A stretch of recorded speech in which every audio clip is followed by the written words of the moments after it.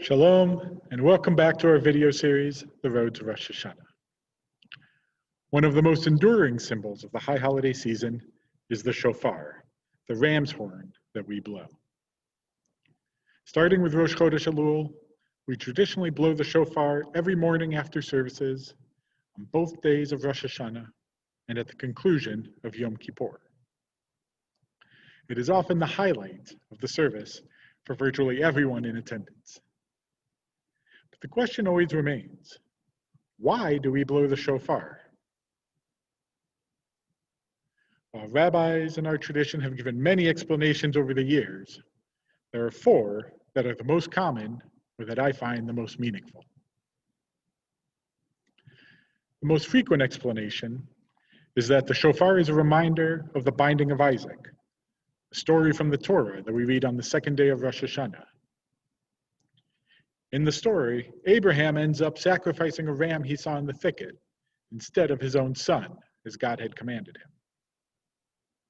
We blow the shofar to remind God of Abraham's faith in following God's instructions, Isaac's willingness to be sacrificed, and God's compassion at stopping Abraham at the last moment. By blowing the shofar, we hope that the memory of these things will incline God to judge us more favorably in the coming year. The second explanation relates to the shofar's use in the Torah, where it was blown before battles. In this sense, the shofar's blast reminds us to continue to go to war against the forces of evil in the world and within ourselves, not allowing them to win.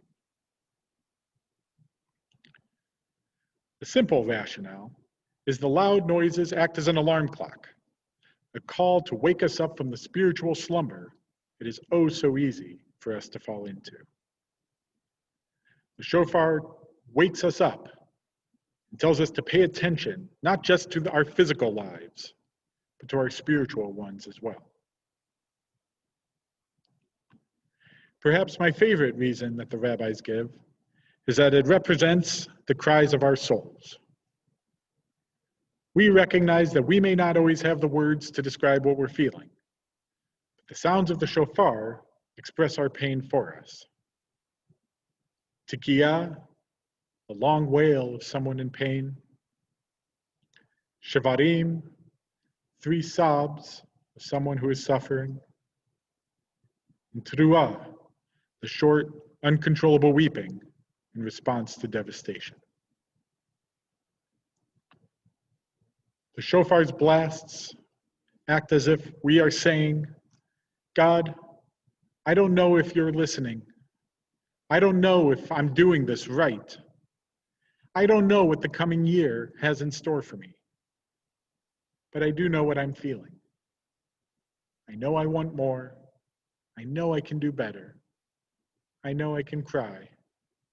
And I know you will listen to my tears. Whichever of these reasons you find most meaningful, I hope that the sound of the shofar this year will awaken something in each of us, to remind us, to spark us to action, to awaken us, and to express our innermost feelings in order that we can live better lives in the coming year. Thanks for joining us today, and I hope you'll come back tomorrow for our next step in the road to Rosh Hashanah.